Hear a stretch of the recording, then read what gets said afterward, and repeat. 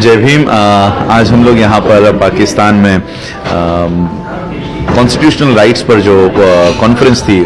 उसके लिए मैं आया था और being a descendant of doctor Baba Saheb Ambedkar मैं ये कोशिश कर रहा था यहाँ के लोगों को ये बताऊं कि 70 साल हो गए हैं कॉन्स्टिट्यूशन बाबा साहब ने भारत को दिया और उन 70 सालों में हम जो डाउन ट्रॉडन एक समय में कहलाते थे, अनटचेबल्स हुआ करते थे, हम लोगों को छूने तक की मनाही हुआ करती थी, लेकिन बाबा साहब के कॉन्स्टिट्यूशन की वजह से, संविधान की वजह से जो कौम पानी पीने की भी हकदार नहीं थी आज वो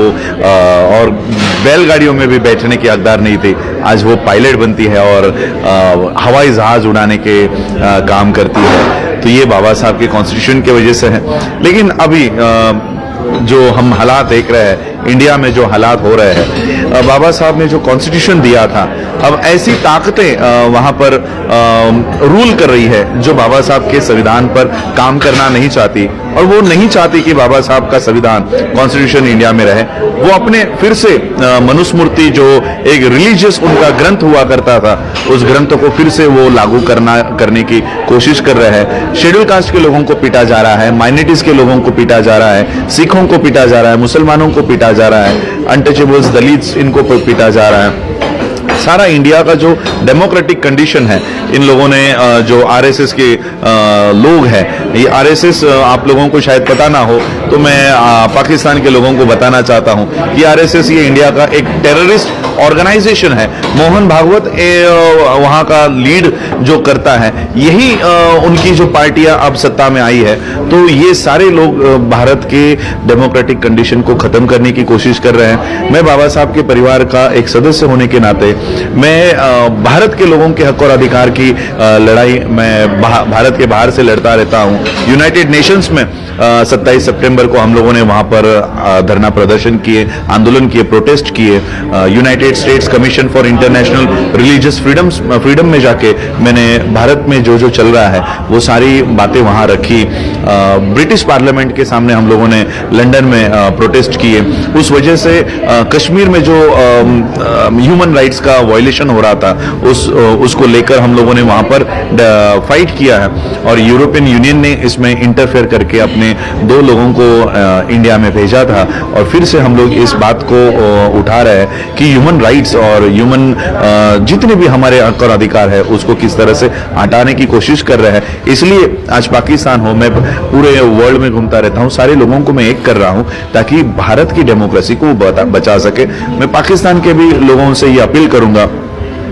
इंडिया पाकिस्तान बाकी की ये जो टेंशन्स चल रही है, इंडिया के लोगों को उससे कोई ये नहीं पड़ता, फर्क नहीं पड़ता कि पाकिस्तान के लोग क्या सोचते हैं क्या नहीं सोचते। हम लोग हमारे बेसिक फंडामेंटल राइट्स के लिए ही फाइट कर रहे हैं। तो हम लोगों को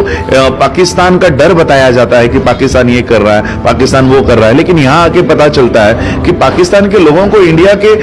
इकोनॉमी से या इंडिया में क्या चल रहा है उससे कोई लेना देना नहीं है। और मैं चाहता हूं कि पाकिस्तान और इंडिया की भले ये गवर्नमेंट्स, हमारी इंडियन गवर्नमेंट, इंडियन मीडिया जो फैलाती हो, लेकिन हम लोगों को एक होकर काम करना होगा। इंडियंस को भी मैं ये मैसेज लेकर जा रहा हूं कि पाकिस्तान बड़े प्यार से हम लोगों को यहाँ इनवाइट करता है, पाकिस्तान बड़े प्यार से हम लोगों को ट्रीट करता है। और मैं आज यहाँ से एक मैसेज लेकर जा रहा हूं, पाकिस्तान से एक मैसेज लेकर जा रहा हूं कि इंसानियत यहाँ पर